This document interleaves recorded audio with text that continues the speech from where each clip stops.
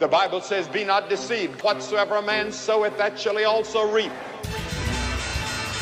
All right, it's 4 p.m. on Wall Street. Do you know where your money is? How much should I invest? I really looking for some direction. Should I hold on to my house as an investment for my future? What should we do to have money that we're putting aside? Welcome to Financial Issues, where we align reality with truth. Conservative talk radio you can count on. Financial issues that you need to know. We face a disintegrating economy, a weakened defense, and an energy policy based on the sharing of scarcity. We will simply apply to government the common sense that we all use in our daily lives. Now, here's your host, Dan Celia. Welcome back, Financial Issues. I'm Dan Celia. Hey, it's Friday. Friday's Rapid Fire. We're going to try to get to as many questions as we can. We're going to start early. Now would be a good time to queue your call up, 866-300-9298. I say that because there are no calls in the queue. So whoever gets in first is going to be the first one we go to, 866-300-9298. And it is Friday. Friday means we try to get to as many calls as possible. I just said to Devin, I almost wish it would rain again. I don't really, but I mean, we had 8 inches of rain on Wednesday, rained all day yesterday. I mean, it's been crazy. But my allergies are tearing me up, so forgive me today, as I've had a couple good allergy days this week, and I'm making up for it today, so I apologize. Well, I can't get too excited, because if I get excited, I'll start coughing. But we got unemployment numbers out today. It's the big number. The markets are going to be way up. I didn't even look at the futures. I didn't have to bother looking at the futures. They're going to be up today. Here's the headline, 6.7%. I'm sorry, what am I saying? 6.3% unemployment from 6.7.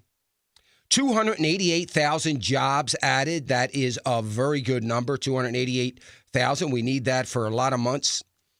For a long, long time, but 288,000 jobs added.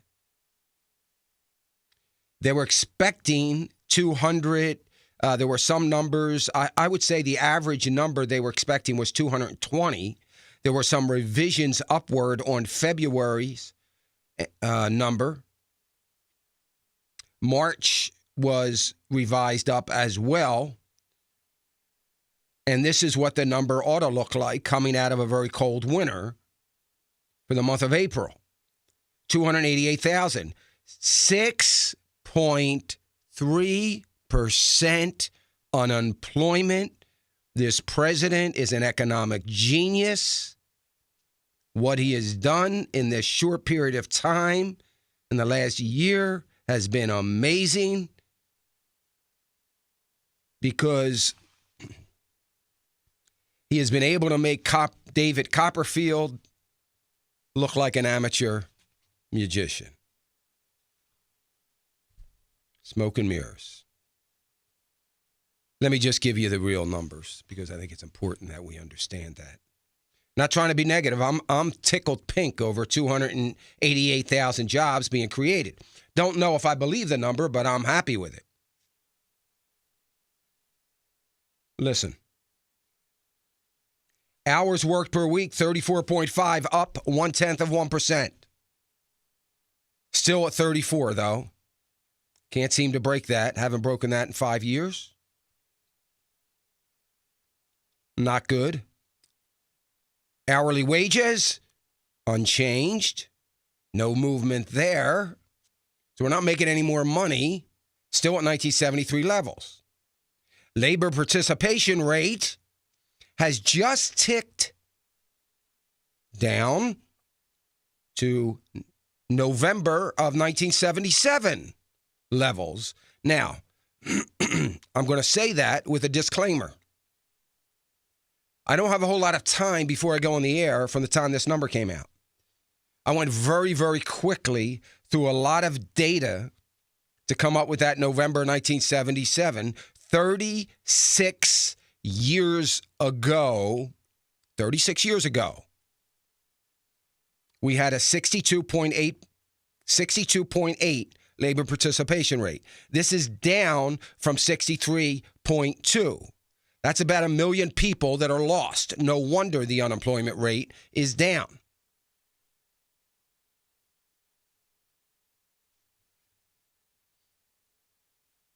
Anyway, 62.8. 58.9% is the population number that is working. That has not moved since October of 2009. And I'm going to just say, I'm assuming that labor participation, those coming into the workforce, has not moved. We haven't had any people graduate from high school since 1977 ready to go into the workforce. We have had nobody graduate from college since 1977 ready to go in the workforce. We've had no population growth of the working class America at all since November 1977. I mean, that's the only answer, right? Surely that's what it must be.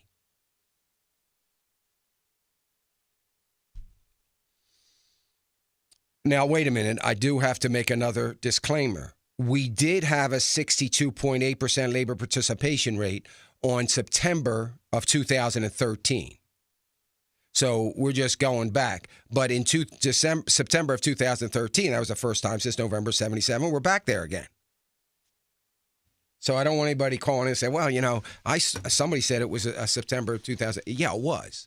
Can we look back a little bit further than that? 1 million people out of the labor participation rate, not to mention that long-term unemployment, those collecting unemployment rates has dropped, but they didn't enter into the workforce according to the numbers, so they've disappeared out of the workforce. Or maybe they just didn't get counted. Remember, it is an election year. Let's not forget that. And the BLS, Department of Labor, Department of Agriculture, Department of Commerce, Department of the EPA, Department of Education, they're all sweating bullets because if we get conservative leadership or conservative people, I'm not saying leadership, conservative people that take control of both houses of Congress, and we get a conservative president, their days could be numbered. So that's what we have. Look, all I'm going to say is I'm very happy that we apparently have added 288,000 jobs. But if labor, you know, it's interesting. I heard commentators just in this last 20 minutes and read some quick news reports of saying labor participation still is a concern. Nobody said anything about going back to 1977. Nobody said anything about where the labor participation rate is. Nobody said anything. They just said it's still of some concern. Do you think? Gold's getting hammered, as you can imagine. So gold down right now, which would only stand to reason, because these numbers mean surely we have a very strong economy, which means the dollar is going to go up, which means why would you buy gold? So gold is expected to continue to go down. Oil is up 99.93. Gold now at 1283. Silver is at 1909. Silver could break the 19 mark today. Agricultural commodities, all positive. So that's where we are. We're going to get to phones, 866-300-9298. It's Friday. It's Rapid Fire Friday. Would love it if you could keep your questions to the point, short as possible. I'll try to keep my comments and my answers the same so we can move through calls. You are listening to Financial Issues. I'm Dan Celia. 866-300-9298. Let's get right to the phones. Go to Marcus. Marcus calling us from Oklahoma. Hey, Marcus. Hey, good morning, Dan. How you doing? I'm doing well. God bless you and your radio show. I listen to you every day. Thank you. Really fast. I'm 52 years old. Okay. I make $52,500 a year. My wife's 42 years old. Makes $42,500 a year. She's in a 401k, putting in about 12 to 13%. I think it's one of those 401ks. I'm not really sure that doesn't do anything. It's there. Mm-hmm. I do not have a 401k. I have not taken care of my money like I should. I'm about $60,000 in debt. Most of that's for a vehicle. Mm-hmm. And I want to retire in 10 years. I'm not sure that my wife will retire probably in 20 years, but I want to know what to do with my money and how to achieve something like that. And I'll listen to you on the radio if you'd like. Okay, that'd be fine. Marcus, so do you have any other any savings, anything else? We just started a savings account. I probably got about $1,000 in there, and we started putting that in there. I just recently, about 8 months ago, obtained this job. God bless me with this well-paying position, and I don't want to screw it up. Now, does that company offer 401k? Yes, sir. And you're participating. I forgot what you said. You participating now or will be? I am not. I should be, unless you want me to put it somewhere else, or you think I should. Do they match? My wife is. I think it does. Yes, sir. Okay. All right. Good deal. So here's the thing that you need to do, Marcus, and you're welcome to listen off the air. I want to let the phone queue up for somebody else. But here's the deal. I think that you've got to really try to take a good hard look, maybe something you can do this weekend, at where you can cut. You've got 10 years. That's not a lot of time. So what I'd like to see you both do, but you in particular, your wife as well, is really try to commit any discretionary income that you can come up with on trying to get it into that new 401k that you have. That's where you should be putting it, at least as much money as they match. So if they match up to 4%, you got to put 4% in. You got to work at that. Now, you're allowed to put more than your wife is in your 401k because you're over 50 and there's a step-up provision. I'm not worrying about you getting to the maximum. I'm worrying about you doing the minimum, and the minimum is that match, in my opinion. Now, you might not be able to do it this year. Maybe you have to wait next year. You get a little bit of a raise, put half that raise in it. I think, Marcus, if you can stay focused on contributing, it absolutely is, the maximum, as much as you can bear out of your pay to your 401k, I think that's going to be your best strategy, particularly, if they're matching a portion of it. I think what you'll find out after the first year that you do it, you're going to find out that, hey, you know what? I think I can do a little bit more. We're getting by okay. Let me squeeze this a little bit more. And I think that's what you're going to have to do. Your wife should be doing the same. Not as important for her, but certainly will be important for you as a couple 20 years from now. So, she should be trying to do that as well. It's really key that you're contributing on a regular basis, that you're contributing every pay. If the market crashes, don't worry about it. Keep contributing. Just keep going along with it. You unfortunately are going to have to get into one of their growth funds. If they have life cycle funds, a life cycle fund looks like a 2020, 2010, 2030, 2040, whatever, then you want to be in at least a 2020 fund. And get in that 2020 fund. Put all of it in there and just contribute on a regular basis. I think you'll be fine. But you've got to do at least that. That's going to be your key to having some success when you retire. The other thing is you might find you're going to have to stretch it out. You might have to wait till you're 65. That does two things. It allows you to collect Social Security at a later age, which gives you a bump in your income. And that's always a good thing. So you may want to consider that as well. If you have a good job and you're happy in it, and you keep working, you're going to be a lot better off. We're going to get right back to the phones, 866-300-9298, 866-300-9298. You're listening to Financial Issues. I'm Dan Celia. It's Friday, Rapid Fire Friday. We're going to try to take as many calls as we possibly can. We're going to be right back after this.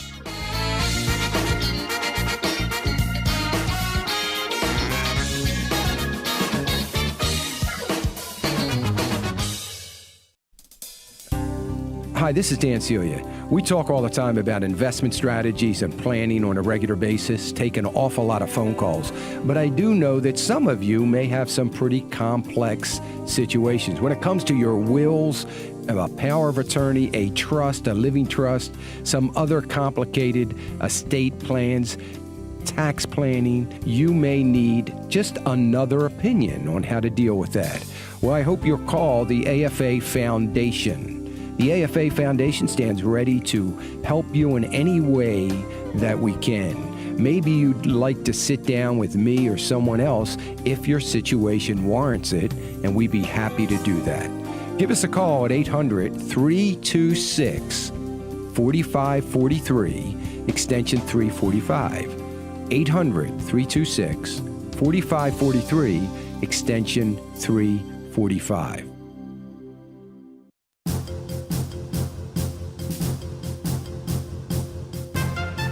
Welcome back. Financial Issues. I'm Dan Celia, 866-300-9298.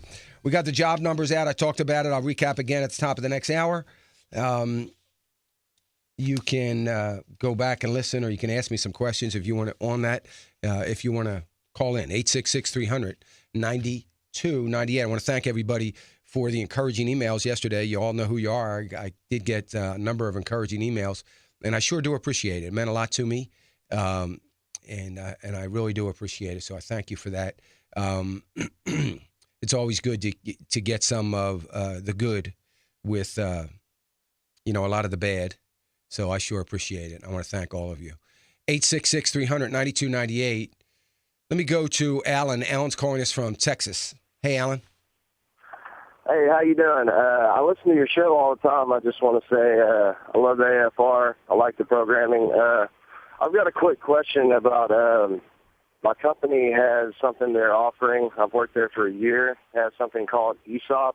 And I really don't know too much about it, but I was wondering if maybe you could give me some insight on it and what it might be. Well, I assume you work for a pretty big company?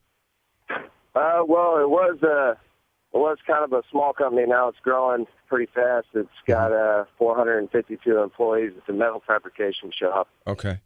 So an ESOP program is a stock option program, an employee stock option program, and a lot of companies have done away with ESOPs.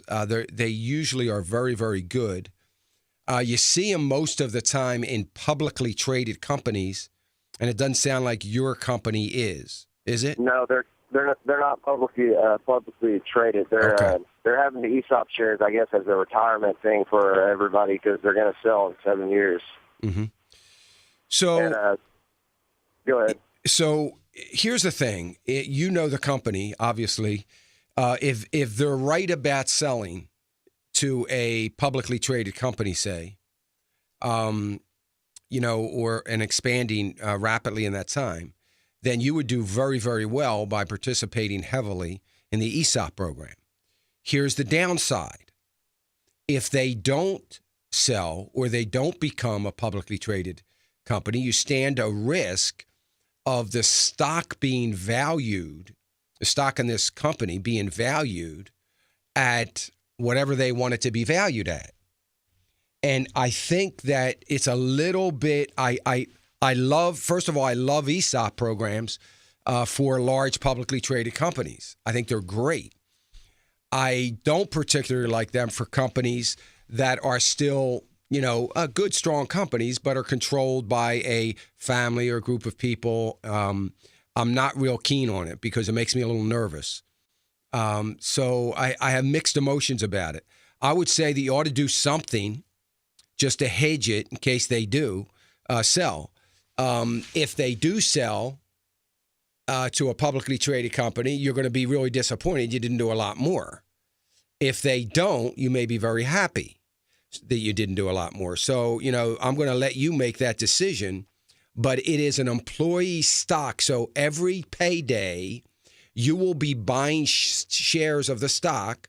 You won't be able to track those shares. You won't know how much they're valued other than, what they say, but you're going to be buying shares of stock at a certain price every pay.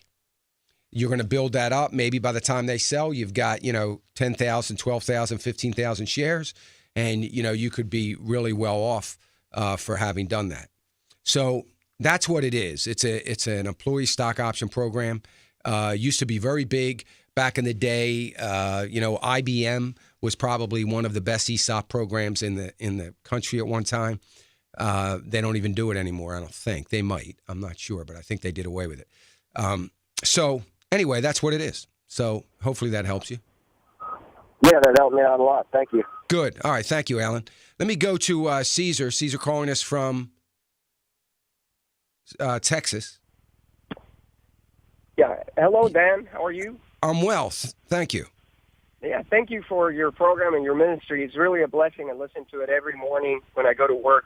Thank you. The question that I have today is regarding short-term investment. I'm 38 years old, and I have about $100,000 in debt for my mortgage. And then, of course, I think I'm already covered on the retirement side because I have an IRA and I put money every month into it. But the question that I have relates more to this saving that I have, about $80,000.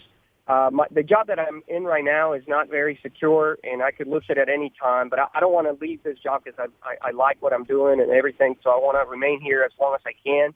Mm-hmm. But what I do know, I'm trying to have an insurance so that if I lose my job, I can have something to fall back on.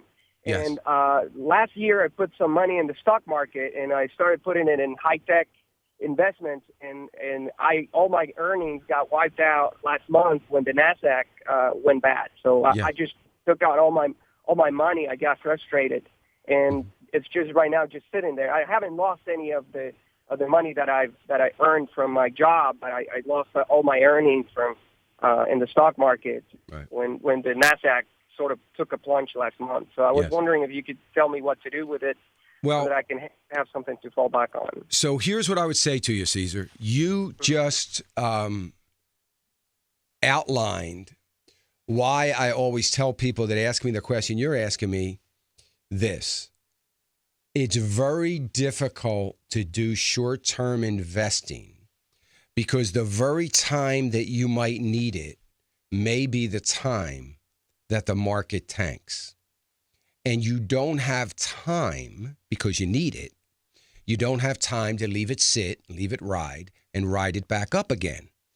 And so to bring something like that money into the exposure of the market is always going to be risky because you might have a need for it the day after you do it.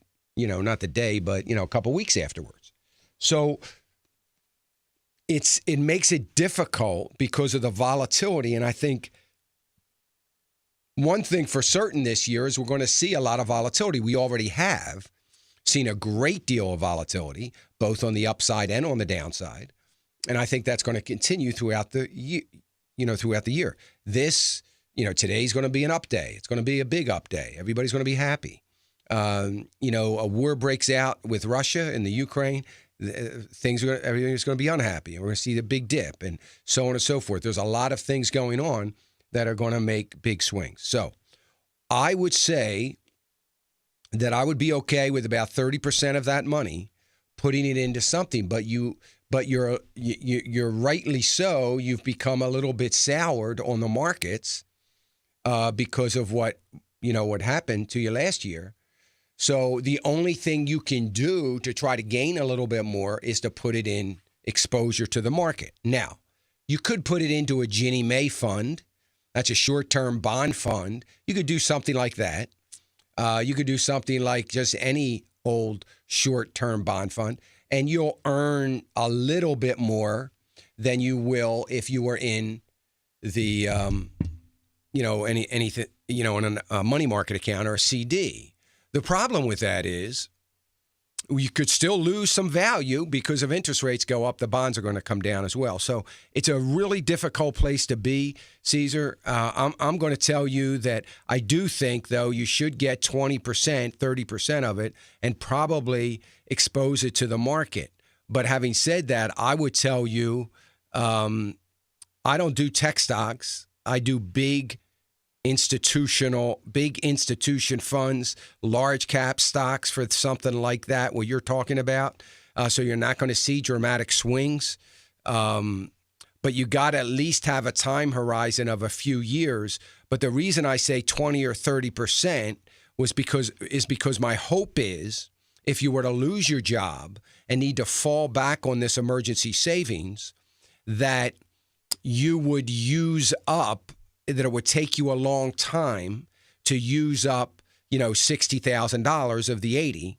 So the money that's invested, you wouldn't have to touch until you used up, most of it. And then hopefully by then you have a job. But if not, then of course you would have no choice but to dip into that. So your options are leave it right where it is, leave it sitting in a bank, earning nothing, but you're protecting it. It's not going down. Or you're going to have to take some risk with some big stocks, big name companies, and with some of it, not all of it, but some of it, small percentage. Okay. All right. That makes sense. So I think that would be I think that's your best bet. And it's always difficult with short-term money. It's always difficult. Okay. Well, thank you very much. You're welcome, Caesar. Thank you. Let me go to Phil. Phil's calling us from Ohio.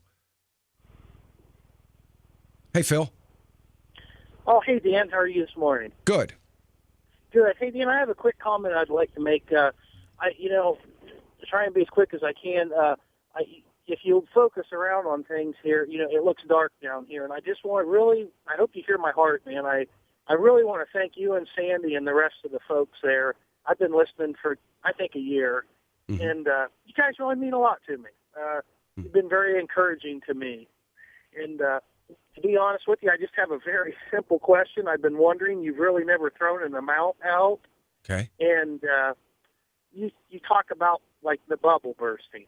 Yes. And I guess while I was sitting here waiting and I was listening to Marcus and I was thinking about his situation and a couple of the others, it just dawned on me, during this time when we run into rough times, I guess the way for me to ask this is, per person, what would you suggest trying to sock away, a little bit of money? Obviously, I know the more the better, but for the average American that's just working, what would you say? So here's what I would say, Phil. That's a good question, too, by the way. Here's what I would say. You've got to think of it this way.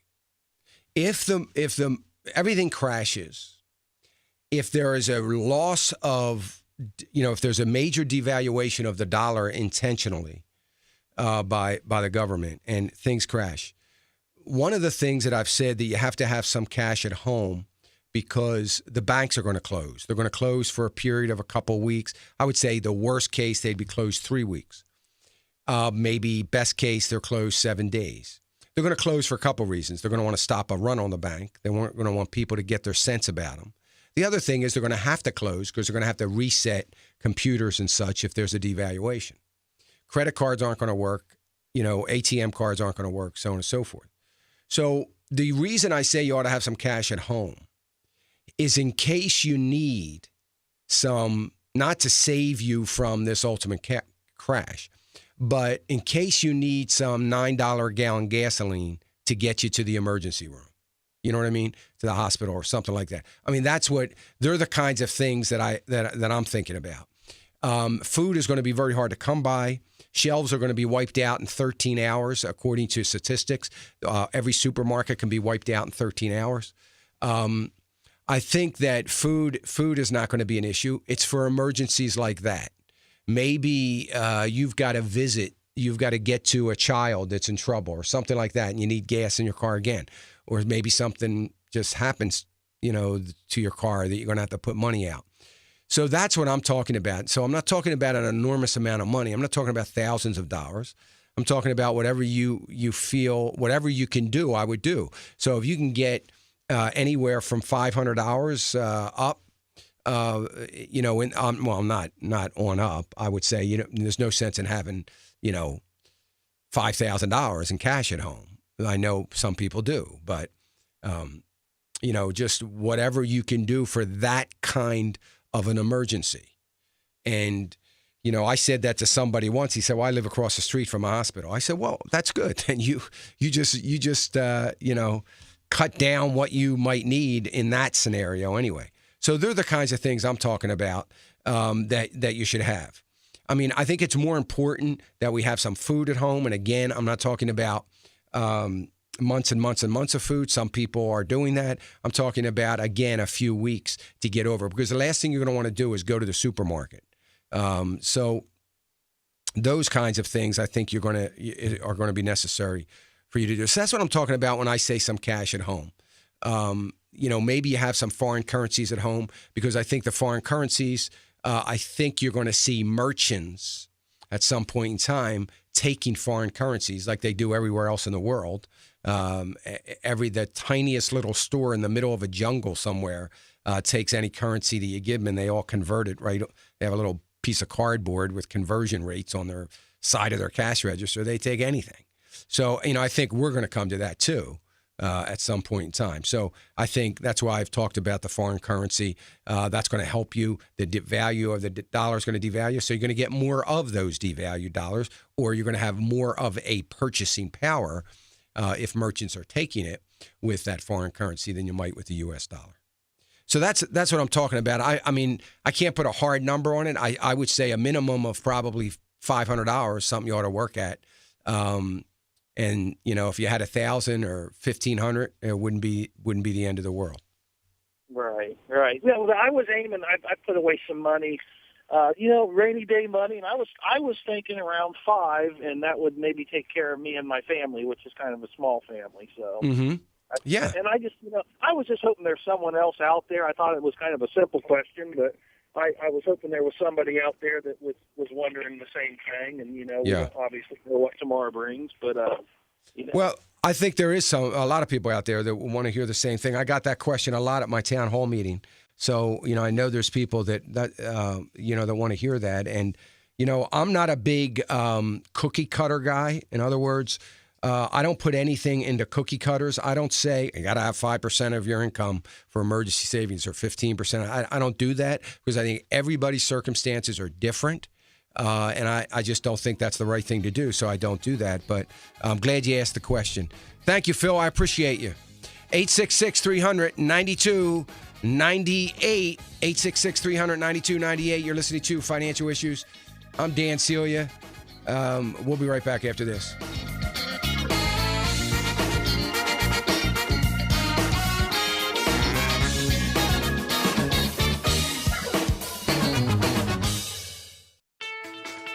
Hi, this is Dan Celia from Financial Issues. Would you consider partnering with us here in the ministry? For your partnership, you're going to get access to my stock picks every Monday morning. I update the list of stocks that I think are going to be good long-term buys for your portfolio. By the way, everything I do is biblically responsible. When a stock, for some reason, takes a left turn, that company, and is no longer biblically responsible, I immediately issue an email alert telling you to sell it and get it out of your portfolio. By the way, my email alert systems come out on a regular basis, and they will tell you when to buy, maybe when to sell, maybe just to give you some comfort during a very volatile time. Would you consider being a partner with Financial Issues? Go to financialissues.org. That's financialissues.org. Hi, Dan. I'm a partner with you, and I try to listen every day. We need to peacefully bear arms. I'm speaking about standing on the rock and the foundation of Jesus Christ by which this country was founded upon. We didn't do it in the last election. Don't go blaming everybody else. It was the evangelicals that found it easier not to go to the voting booth at all. It was the evangelicals that didn't have the guts to stand up for what was right. Make no mistake about it. I just want to encourage you that when the road gets hard, remember your listeners. You're doing this for the right reason. God bless you. The opinions and recommendations expressed by Dan are his own and do not necessarily represent the opinions of this station or any of the show's sponsors. Welcome back, Financial Issues. I'm Dan Celia. It's great to be here. You know what? I am blown away right now that the Dow is only up 15. So maybe you just tuned in. You didn't hear my rant about the job numbers. So I'm expecting by now Dow's up triple digits. It's up 21. S&P's up 3.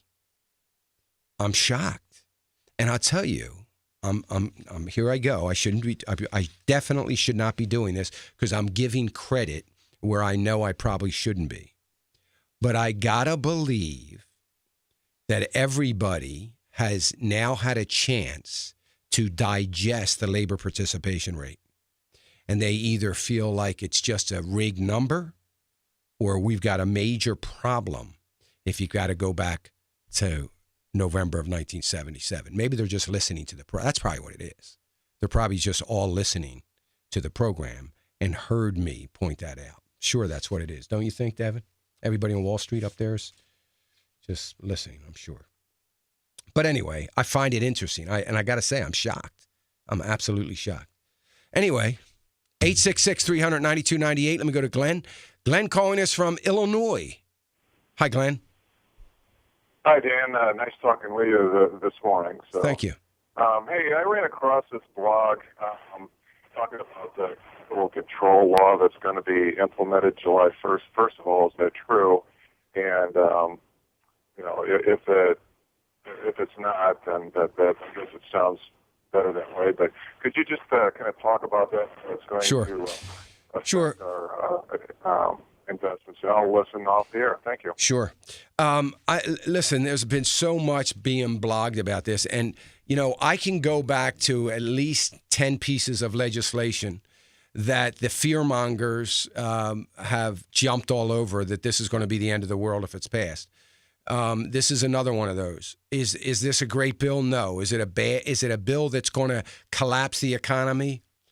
Listen, in my opinion, if on July 2nd the economy collapses, it's going to be because of a whole lot of other circumstances, and it just happened to coincide with the day this bill took effect. So there is capital requirements with banking sector that is going to be in this bill. First of all, I think some of the capital requirements and some of the capital restrictions are ridiculous because I don't believe we ought to mandate to banks to be good stewards. I say if they're not good stewards, then they go out of business and they no longer exist and we don't have to worry about them anymore, period. So if they're so stupid as to do again what they did leading up to 2008, oh well. I think the only thing we ought to say is, by the way, we, the taxpayers, under no circumstances are going to bail you out. So the greatest regulator in the world is the fear of failure. It's the greatest regulator. We, in 2008 and 2009, Paulson, under the leadership of Hank Paulson, took the fear of failure away from some of the big banking institutions. We created what is called a moral hazard.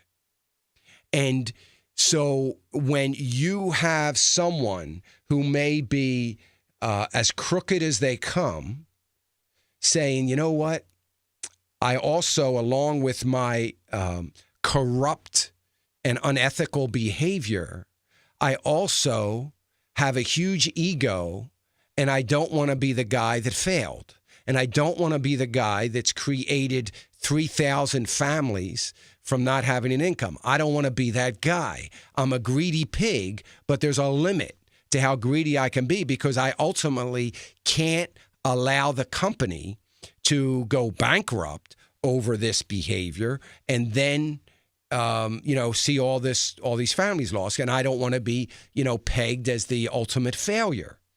So that may not sound like a big deal to a lot of people, but it is. We only hear about the guys that didn't care about that, but they're rare, few and far between. So I think that look, it's sad to me that these requirements have to be implemented because it shouldn't. We're in a free market economy. And in a free market economy, your bank fails because you mismanaged it. GM is the perfect example. GM failed because of 40 years of mismanagement, and they bail them out big time, bail them out, and allow all the mismanagement they've been doing to continue. And somehow there are people that expect things to turn around. It's probably the most comical thing I ever saw. I talked about it then. If you're going to have a turnaround, then the people that messed it up to begin with so that it needs a turnaround have to go. And the idea that we're trying to regulate ethical behavior, trying to regulate common sense, that we're trying to regulate good financial stewardship, to me, is ludicrous. And I'm in the minority on this, by the way. But having said all that, this one bill is not going to be the bill to collapse the economy. Now, something similar happened in 2011. And in December of 2010, everybody out there was saying that the Eurozone is going into a depression January 1st. They will be in a depression. I wrote about it. I begged on the radio to tell people, please don't do anything like take all your money out and panic and do all that. A lot of people didn't listen. They did it anyway. I said, there's no way the Euro's going bankrupt. As a matter of fact, I remember being on the air with Tim Wildman one time on Today's Issues. I think I was on with Brian Fisher to talk about this too once, because that's the kind of frenzy they're raising. They wanted my opinion. And I said, it's just not going to happen. And it didn't. And there were a lot of things like that. So, but a lot of people make a lot of money off these fear tactics. They're selling book. They're selling coffee grinders. I'm thinking of Y2K or whatever. They're selling all kinds of stuff. Newsletters mostly, gold mostly, but I'm not worrying about it. I'm just going to keep. I got a lot of other things to worry about, and there's a lot of other reasons why we should be conservative and prudent and should not be 100% exposed to the markets. Whole lot of reasons. But that's not that may be a very tiny piece of it. Let me go to Ronald. Ronald calling us from Texas. Hey, Ronald.